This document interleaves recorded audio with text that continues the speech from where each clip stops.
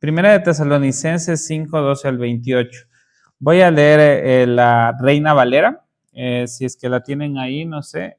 No está ahí. Ok. Dice, os rogamos, hermanos, que reconozcáis a los que trabajan entre vosotros y os presiden en el Señor y os amonestan, y que los tengáis en mucha estima y amor por causa de su obra. Tened paz entre vosotros. También os rogamos, hermanos, que amonestéis a los ociosos, que alentéis a los de poco ánimo, que sostengáis a los débiles, que seáis pacientes para con todos. Mirad que ninguno pague a otro mal por mal. Antes seguid siempre lo bueno unos para con otros y para con todos. Estad siempre gozosos, orad sin cesar, dad gracias en todo, porque esta es la voluntad de Dios para con vosotros en Cristo Jesús. No apaguéis al espíritu, no menosprecéis las profecías, examinadlo todo, retened lo bueno, absteneos de toda especie de mal. Y el mismo Dios de paz os santifique por completo y todo vuestro ser, espíritu, alma y cuerpo, sea guardado irreprensible para la venida de nuestro Señor Jesucristo. Fiel es el que os llama, el cual también lo hará. Hermanos, orad por nosotros. Saludad a todos los hermanos con ósculo santo, y os conjuro por el Señor que esta carta se lea a todos los santos hermanos. La gracia de nuestro Señor Jesucristo sea con todos vosotros. Amén, dice. Ahora, de manera rápida y concisa, durante toda esta serie de sermones que se han podido presentar ante esta iglesia, ante la iglesia de Suro, hemos de decir que la iglesia de Tesalónica ha sido un ejemplo, como dicen los primeros capítulos, de su obra de fe, del trabajo de su amor y la constancia en la esperanza de nuestro Señor Jesucristo. Actitudes que eran evidentes y que se habían esparcido en lugares como Macedonia y Acaya. Estos como un modelo ejemplar en las regiones vecinas. Y estos tesalonicenses básicamente eran capaces de ser un dulce aroma de Cristo para los que se salvan. En definitiva, en este último capítulo de Primera de Tesalonicenses, y prácticamente la última sección que me toca compartirles, nos encontramos básicamente con algunas exhortaciones finales que se derivan de una repetición que hace Pablo. Por ejemplo, en el capítulo 4, en el versículo 1 exactamente, él también insta a los tesalonicenses a ser exhortados. Él ruega, él dice exactamente en el versículo 1, dice, os rogamos y exhortamos en el Señor Jesucristo. Una petición que Pablo enfatiza para estos tesalonicenses en esta iglesia. Ellos debían cumplirlos, no de forma como obedeciendo a un hombre, sino que estas instrucciones las dio por el Señor Jesús. Y que se repita ahora en los versículos que acabé de leer, en el versículo 12 hasta el 28, bueno, exactamente en el versículo 12, más específico, porque comienza con un ruego, y que son parte de nuestro sermón en esta mañana. Ahora, en el versículo 12, no vamos a obviar esta repetición, sino que la destacamos, pues el ruego se encuentra dirigido a estos hermanos, que en definitiva no le es molesto a Pablo repetirlo de nuevo, recordarles algunas cosas que para él es importante en este momento de la historia de la iglesia de Tesalónica. El ruego está enfatizado en reconocer o considerar, dice la Escritura, como dicen otras versiones, a los que trabajan arduamente entre ustedes, a los que trabajan entre vosotros, dice la Reina Valera. Pero ¿de qué se tratan estos que trabajan entre nosotros, que trabajaban en Tesalónica? ¿Hay a lo mejor algún trabajador de turno, como algún trabajador manual, un oficinista, que lo podemos reconocer en estos tiempos? ¿Alguna persona en el campo cosechando cierto tipo de legumbres, cierto tipo de frutales? ¿O tal vez algún carpintero que está realizando alguna obra que se le ha sido encomendada? Tal vez algún sillón para luego su uso cotidiano. en alguna de estas casas de los tesalonicenses? Podríamos enumerar algunos oficios y comenzar a buscar en nuestra imaginación qué quiere decir esto Pablo con reconocer o considerar a los que trabajan entre vosotros, entre ustedes, iglesia de Tesalónica. Pues la siguiente sección nos da una respuesta. En el versículo el texto dice que no solo trabajan, sino que presiden en el Señor y os amonestan. Y nos podemos detener un momento para ponernos a pensar que estos trabajadores, estas personas que debemos considerar, y con considerarlas o reconocerlas, no estoy diciendo simplemente que solamente lo estoy viendo facialmente y lo reconozco.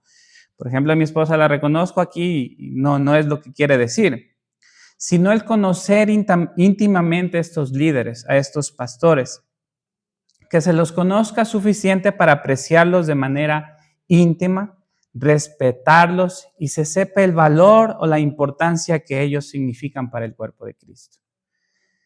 Estos líderes o estos pastores son aquellos que se encargan de primeramente trabajar hasta el cansancio, supervisar o pararse al frente del rebaño del Señor que se les ha sido dado para conducirlos en el camino de la justicia, o amonestar e instruir en las verdades de la palabra de Dios.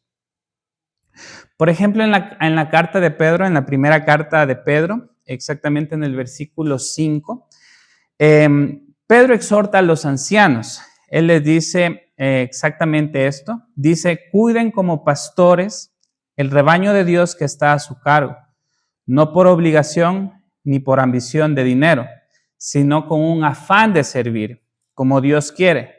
No sean tiranos con los que están a su cuidado, sino sean ejemplo para el rebaño.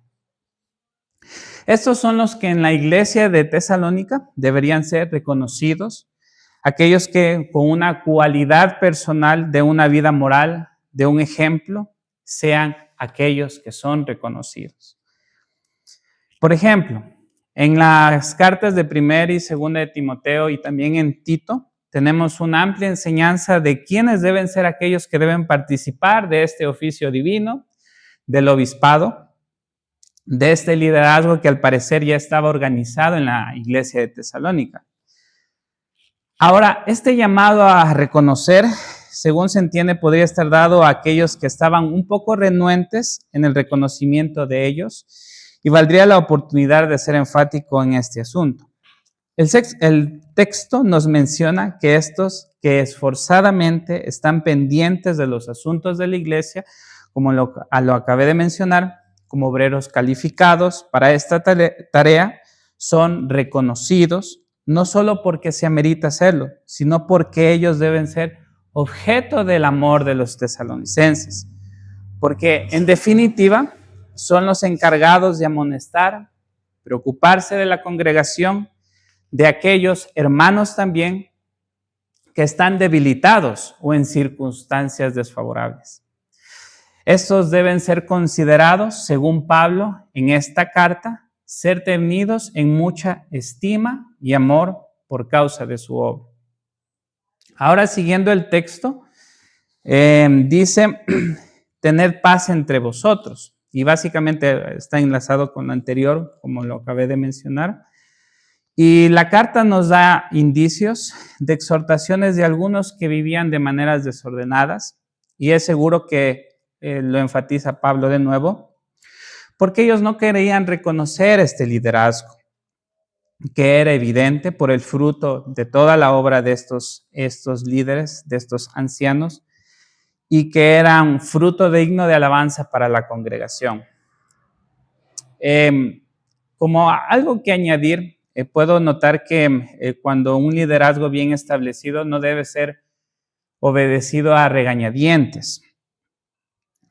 ¿Por qué? Porque obviamente a veces existen conflictos cuando en algún liderazgo, cuando es bien establecido, no se lo hace de forma, digamos, correcta. Ahora en el versículo 14 nos da luz de lo que acabé de decir. porque Pablo hace una exhortación como lo hace en el capítulo 4 exactamente, acerca de cosas prácticas que dirigen a una vida de santidad.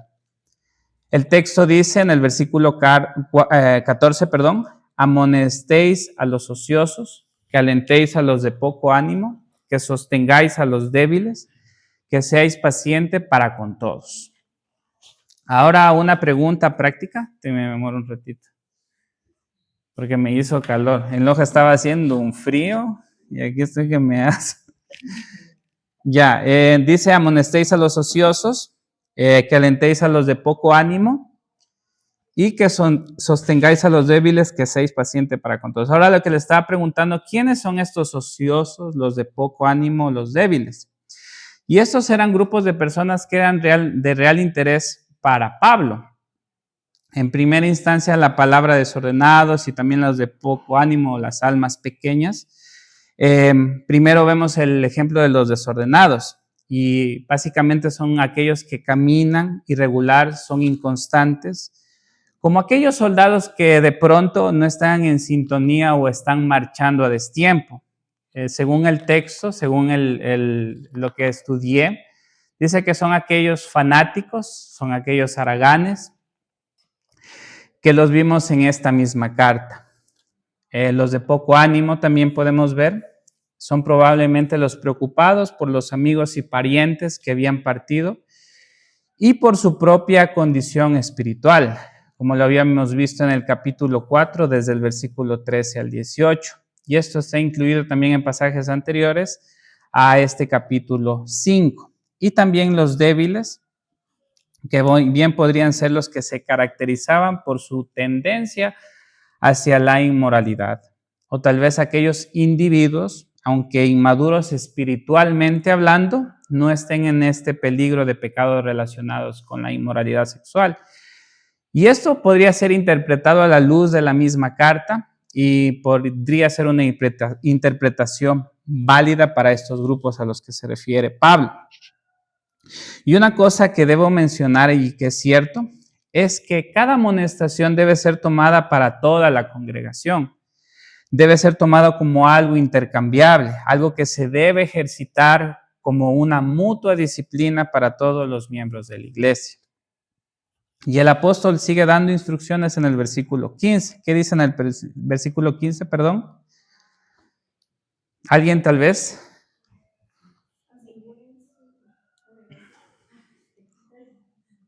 Asegúrense de que nadie pague mal por mal. Más bien, esfuércense siempre por hacer el bien, no solo entre ustedes, sino a todos. Muchas gracias.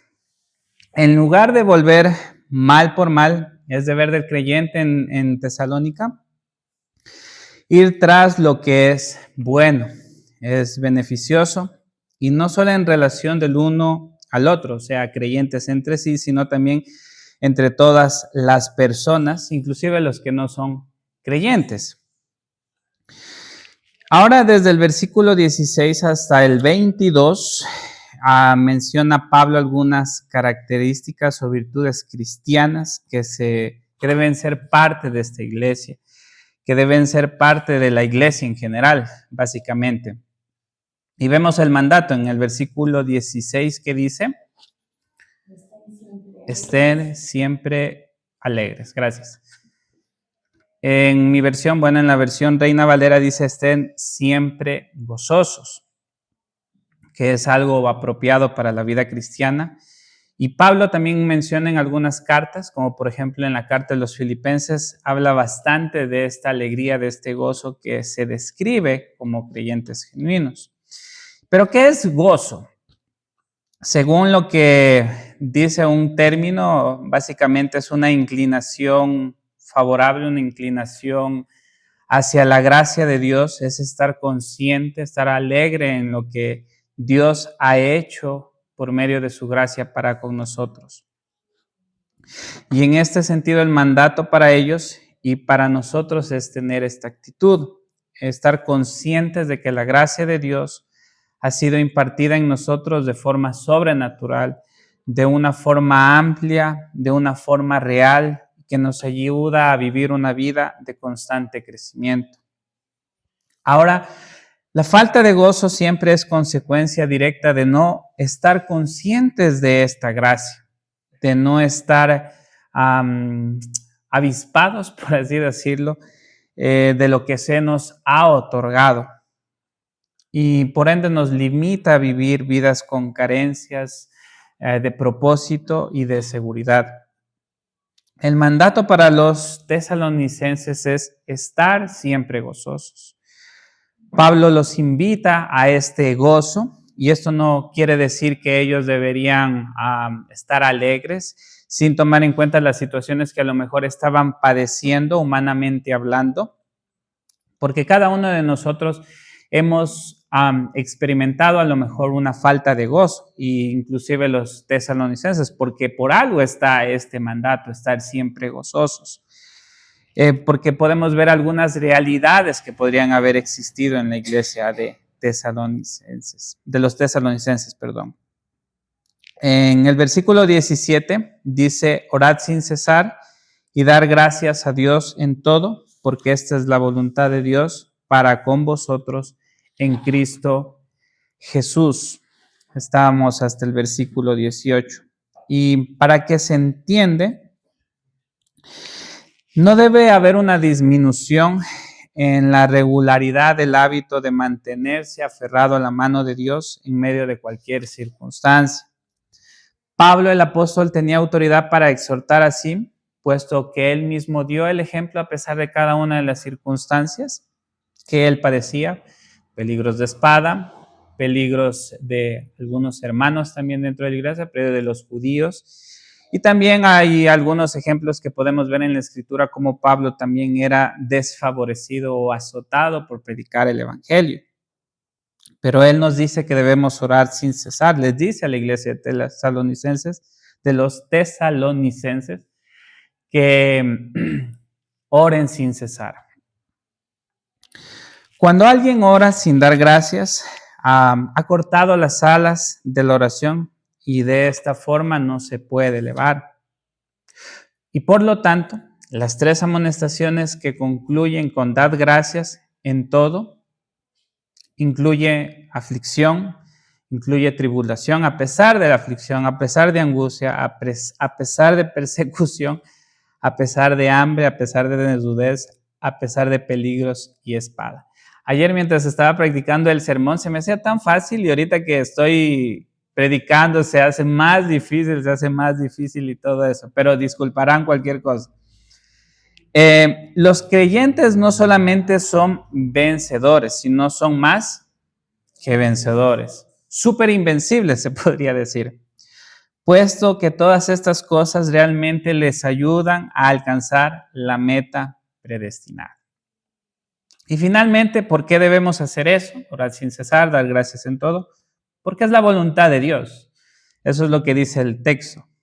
No solamente la palabra de Pablo, la palabra de Silas, la palabra de Timoteo, sino que es Cristo, que es la voluntad de Dios para con vosotros. La voluntad de Dios, según se manifiesta claramente por medio de la obra redentora y revelación de Cristo. Y esto mismo, a saber que los creyentes deben siempre estar gozosos, deben incesantemente orar y deben en todas las circunstancias dar gracias. Ahora, siguiendo lo que nos dice Pablo, hay algo interesante que dice: no apaguen el espíritu.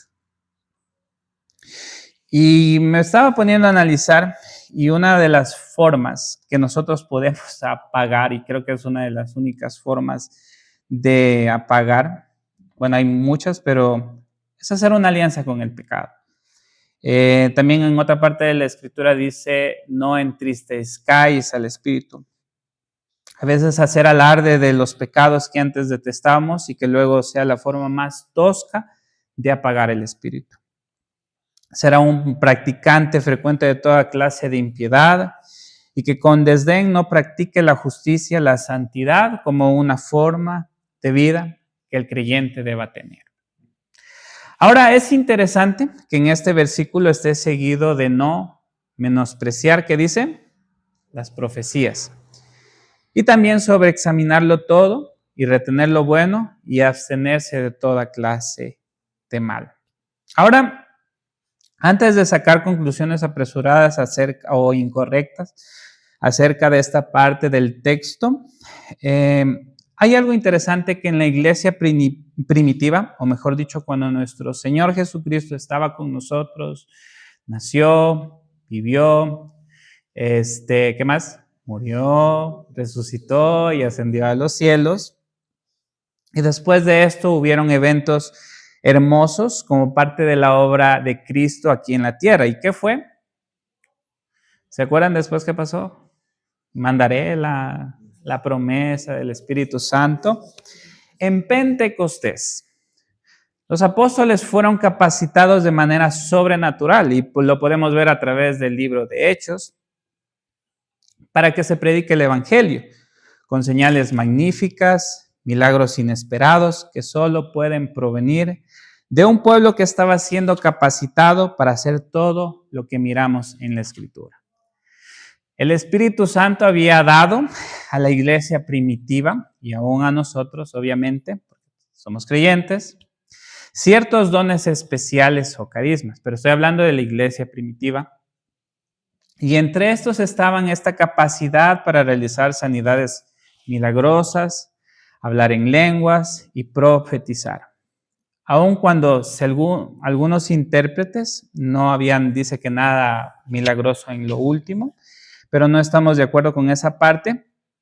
La iglesia en este tiempo, la iglesia estaba en su infancia, básicamente, y no contenía lo que nosotros conocemos como ahora los 66 libros de la Escritura, tanto Antiguo como Nuevo Testamento.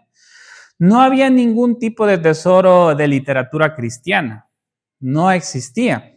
Por ejemplo, los tesalonicenses, según entiendo, solo tenían esta carta y tenían solamente las enseñanzas orales de los apóstoles y de cada uno de los que lideraban las iglesias. Los himnos cristianos también estaban en pañales. Ahora tenemos muchísimos himnos, muchísimas canciones. Numéricamente hablando, la iglesia era más bien insignificante. Un predicador una vez dice, por un lado estaba Roma, estaba el César con todos sus militares y por otro lado estaba el judaísmo. Además era objeto del desprecio y la burla de todos los sectores. Y en tal situación Dios, en su gracia, proveyó ayuda especial o dones hasta que llegase el tiempo en que ya no fuesen necesarios. Y uno de estos dones era el de profecía, que básicamente era que alguien estaba proclamando abiertamente la voluntad de Dios y el pensamiento de Dios.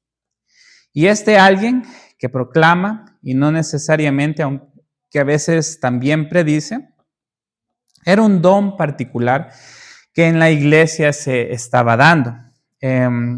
Habían mensajes proféticos y a veces en la iglesia de Tesalónica, según lo que entiendo, se lo tenía como de baja estima. Y esto era un hecho deplorable por cuanto al restarle valor a los mensajes proféticos, los miembros se privaban de la edificación, el aliento y el consuelo brindados por el profeta. Además, por medio del menosprecio demostrado hacia la palabra profética, su autor, el Espíritu Santo, era deshonrado. En la iglesia primitiva, el don de profecía era como una llama ardiente. No debe ser apagada o extinguida. El Espíritu Santo no debía ser apagado por medio de a lo mejor no parar bola a estos mensajes proféticos. Es como si Pablo dijese, al menospreciar la palabra de los profetas que están entre vosotros, estáis empequeñeciendo la obra de aquel que es nada menos que el Espíritu Santo mismo. La razón para tal desprestigio de las palabras proféticas es fácil de imaginar. Cuando quiera que Dios siembra trigo, ¿qué hace Satanás? Siembra cizaña. Donde quiera que Dios establece una iglesia, Satanás erige una capilla. Así también donde quiera que el Espíritu capacita a determinados hombres para realizar sanidades milagrosas, el maligno distribuye sus maravillas mentirosas.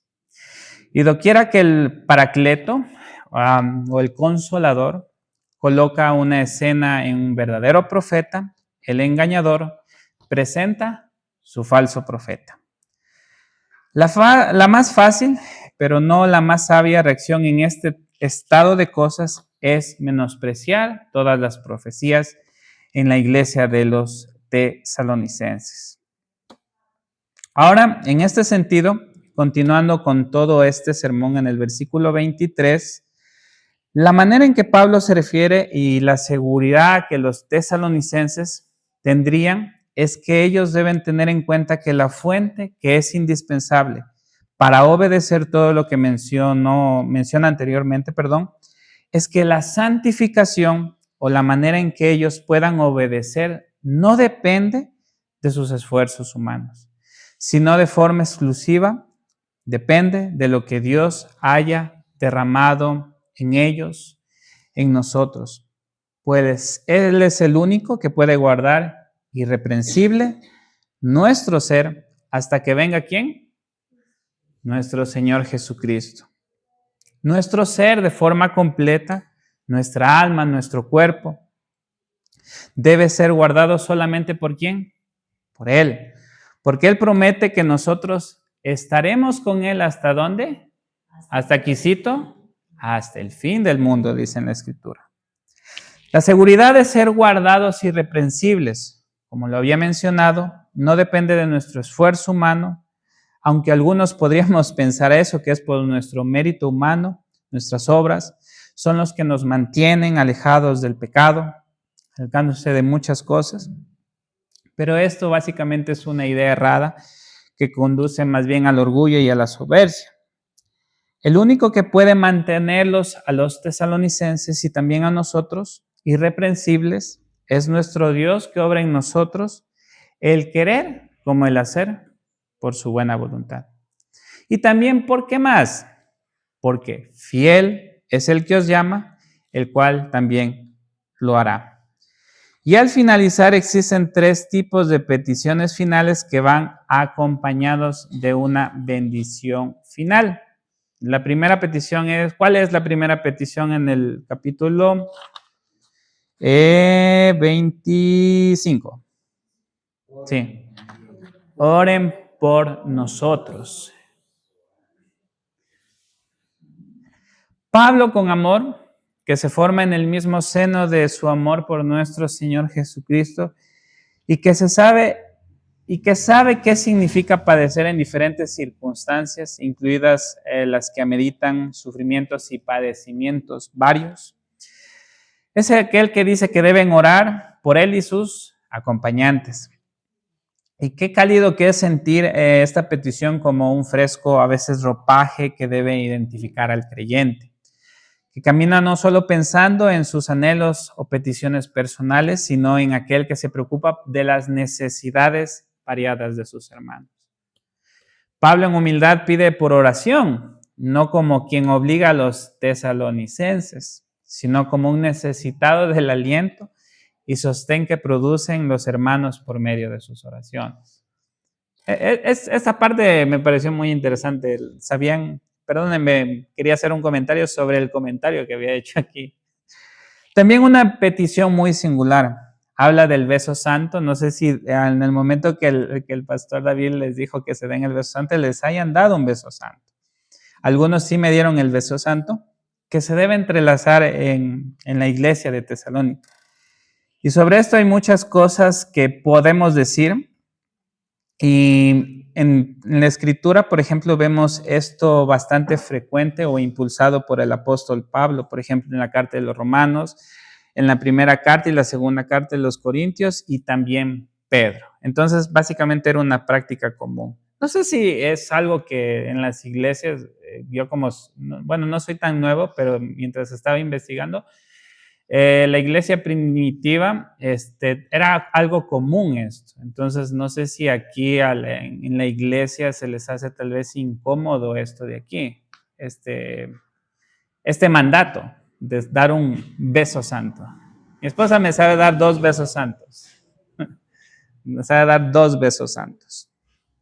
Pero me encontré con bastantes cosas y también algunos pasajes, algunas lecturas extra bíblicas que no las voy a leer porque es bastante.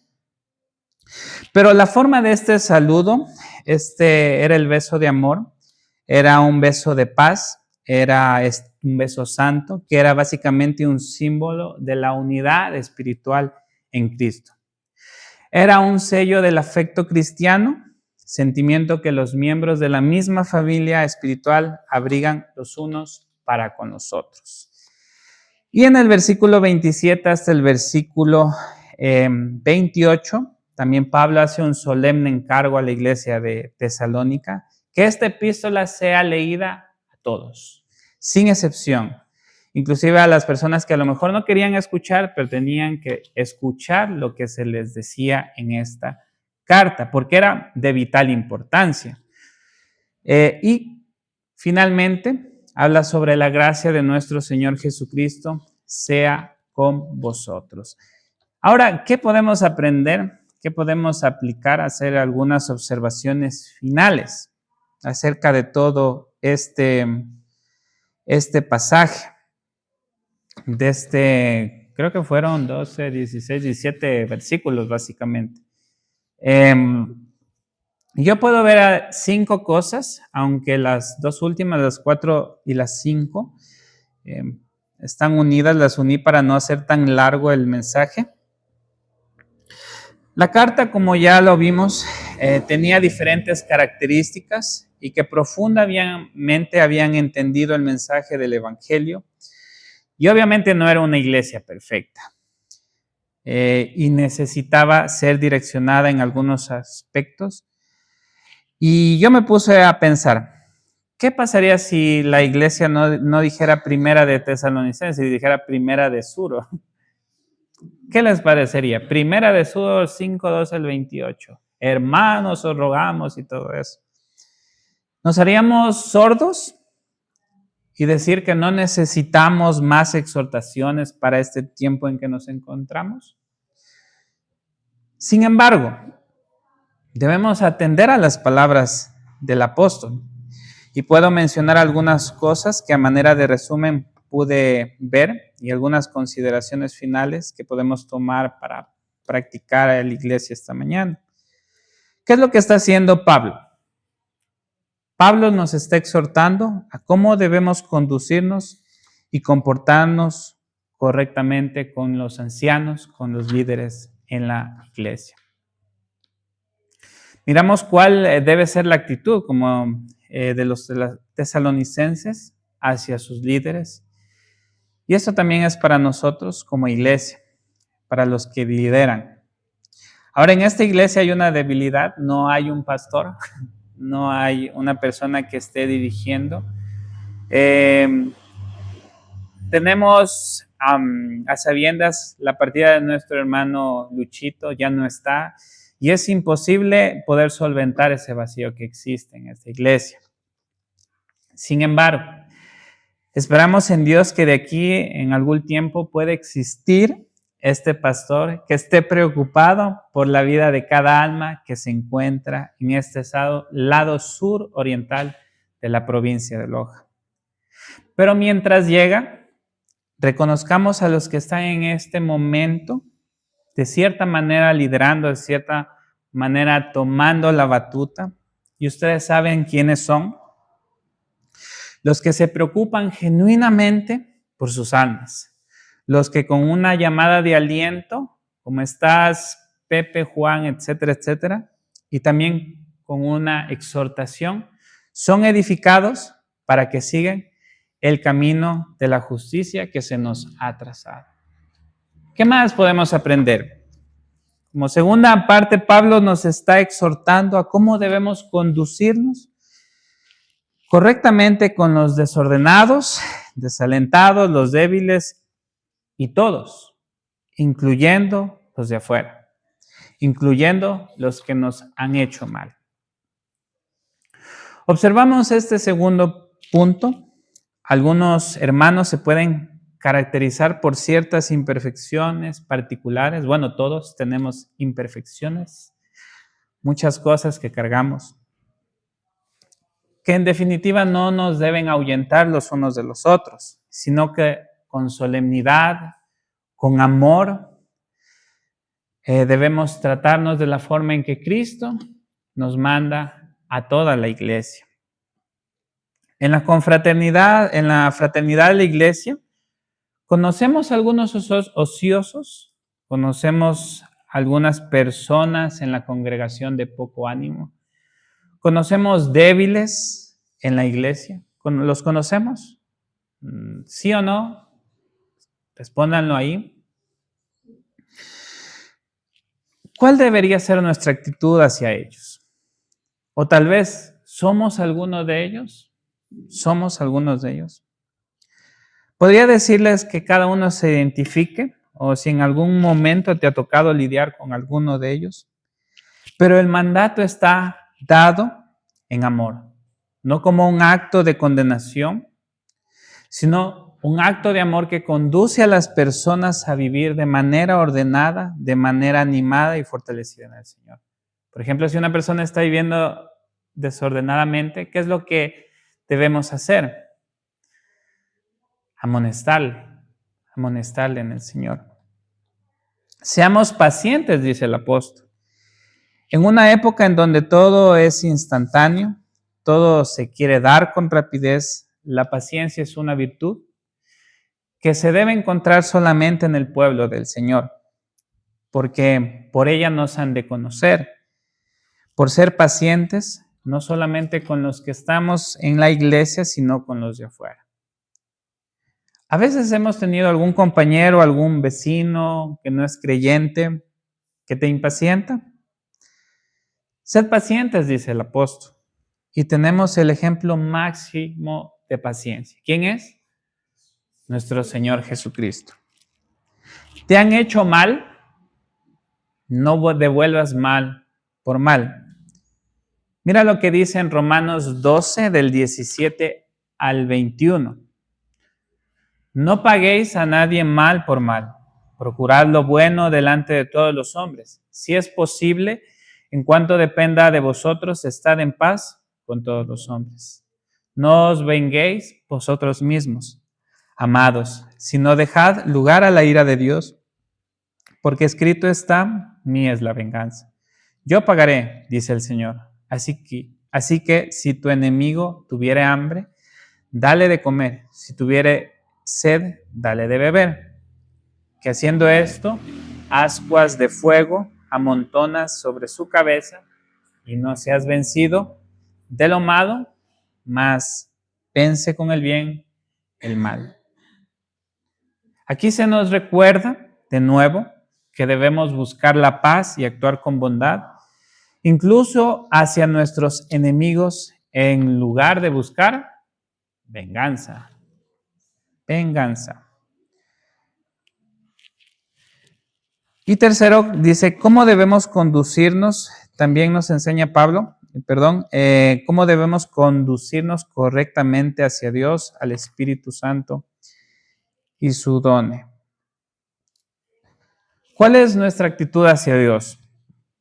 El gozo, queridos hermanos, es parte fundamental de la vida cristiana. El profeta Nehemías, en el capítulo 8, versículo 10, dice, el gozo del Señor es nuestra fortaleza. ¿Y qué pasa si viviríamos sin gozo?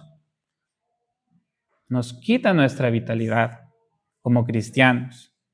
Nos hace mirar con desinterés la obra de Cristo en nuestras vidas. La falta de gozo puede inclusive hacernos observar que no la necesitamos.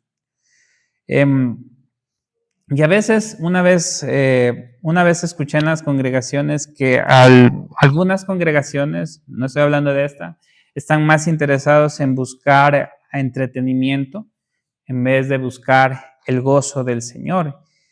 Y cuando nosotros buscamos el entretenimiento, estamos sustituyendo una parte vital de lo que significa estar en un gozo, porque recordemos que el gozo es algo interno, es algo que he experimentado y que nos ayuda a sobrepasar las diferentes circunstancias de la vida, inclusive las situaciones más desfavorables, las más amargas que se nos pueden suscitar.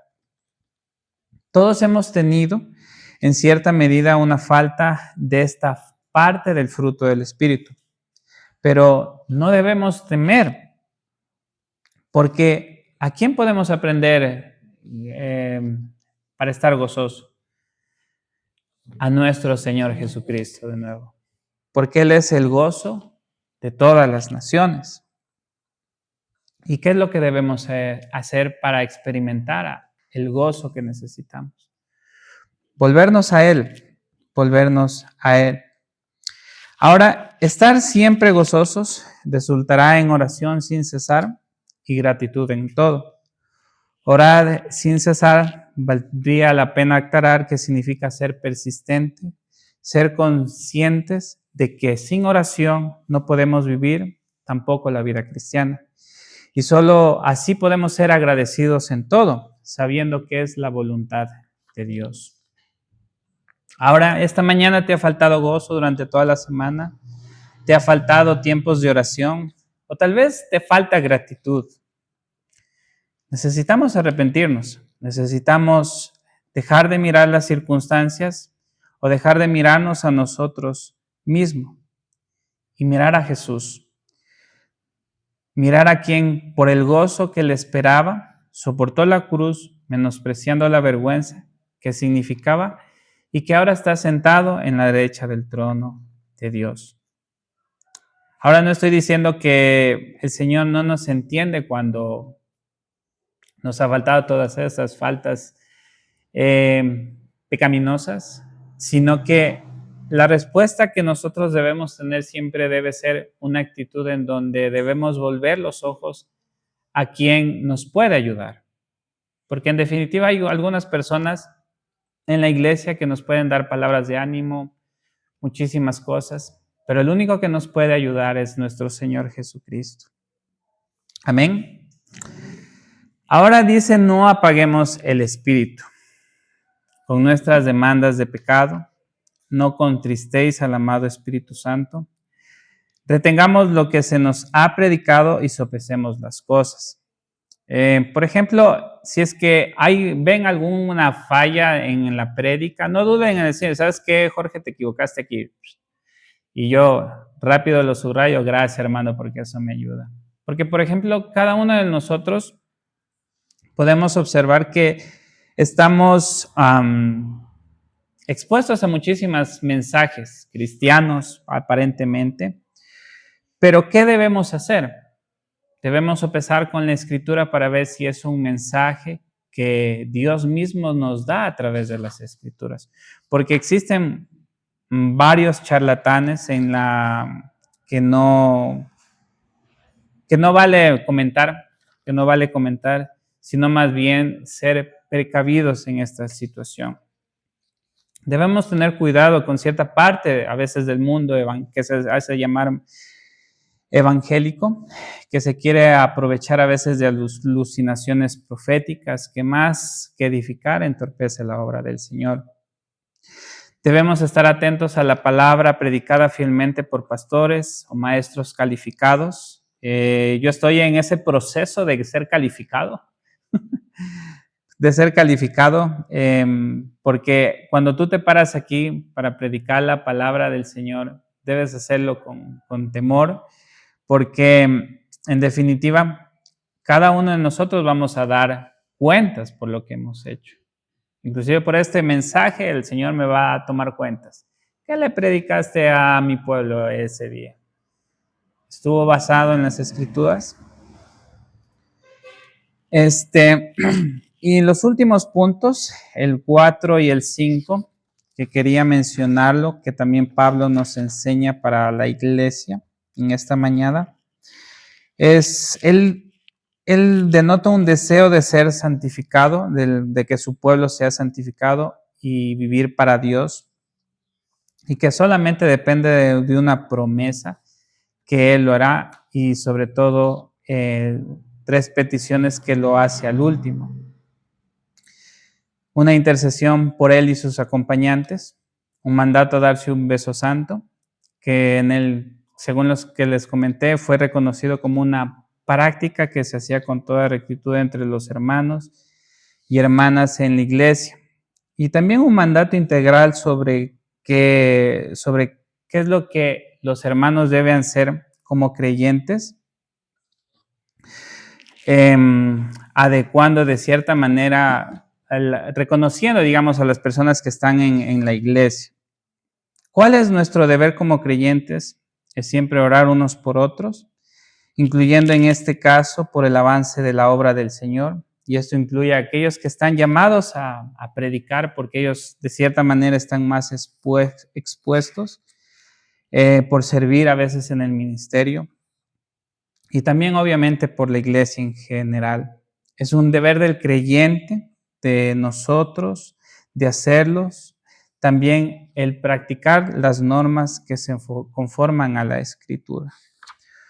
Utilizar de la cordialidad como hermanos, que nos reconozcamos los unos a los otros, que nos reconozcamos con un beso santo, con un abrazo santo también podríamos hacerlo.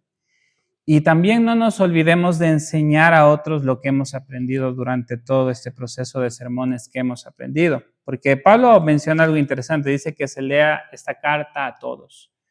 Y eso básicamente también nos invita a nosotros a contar a las demás personas, predicar el evangelio, predicar lo que de cierta manera también nosotros aprendimos con otros hermanos. También nos invita a reunirnos, no sé si todavía se reúnen en los estudios bíblicos, no sé si todavía se reúnen, pero también nos invita a hacer eso, a que la palabra sea leída, que sea aprendida y que sea predicada en aquellos hogares que gentilmente abren sus puertas para que también se reúnan, y también la sociedad en este caso, en esta parte de Suro, Vilcabamba, San Pedro, Malacatos, puedan conocer del Evangelio. Y termino con esto. Pablo termina con estas palabras. No sé si alguien me lo lee. Ok, aquí está. Ya la leo. Dice: la gracia de nuestro Señor Jesucristo sea con todos vosotros. Para terminar, quería ilustrar algo. Me estaba acordando de que cuando nos casamos con mi querida esposa, que está aquí, ya sabes que tú estás un poco nervioso, un poco asustado también. ¿Qué voy a hacer? Así.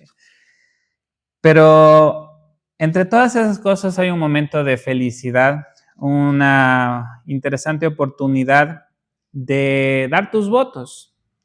Tú estás enfrente de tu familia, tú estás enfrente de amigos, estás enfrente de muchas personas. Y el pastor te da la oportunidad, ¿no?, de dar tus votos. Y justo cuando Pablo termina esto, dice que la gracia de nuestro Señor Jesucristo sea con todos vosotros. Y uno de los votos que yo le hacía a mi esposa es que la gracia me ayude a entenderte, que la gracia del Señor me ayude que la gracia del Señor me ayude a amarte en los momentos de dificultad, que la gracia del Señor me ayude a amarte en los momentos en donde de cierta manera se me complica mal y todo lo demás. ¿Qué es lo que la gracia hace en nosotros? La gracia es una medicina, básicamente, que puede ayudarnos a vivir vidas comprometidas. Vidas comprometidas primeramente con nuestro Señor Jesucristo, para luego con nuestros cónyuges, con nuestra familia en general, con nuestros hermanos en la congregación y personas que quizás conozcamos como amigos que no son creyentes, vecinos y personas de diferente interés. La gracia de Dios, la gracia de nuestro Señor Jesucristo, es la que nos ayuda a transaccionar en todos los aspectos de nuestras vidas y nos invita a vivir de manera ordenada y para la gloria de Dios. Si esta mañana has escuchado atentamente, y espero que haya sido de edificación lo que he intentado enseñarte, espero que la gracia pueda ser suficiente en tu vida y sea puesta en tu vida. Y puedas entender de que no vivimos para nosotros, sino para un bien mayor. ¿Para quién vivimos? Para nuestro Señor Jesucristo. Recordemos estas cosas, recordemos lo que Pablo nos ha estado enseñando durante toda esta carta y bueno, en esta sección que nos debemos exhortar, que nos debemos animar, nos debemos amonestar con amor unos con otros y sigamos caminando todo el camino que nos falta por recorrer. Como dice en Hebreos, puestos los ojos en Jesús, el autor y consumador de nuestra fe. Amén. Oremos, hermanos.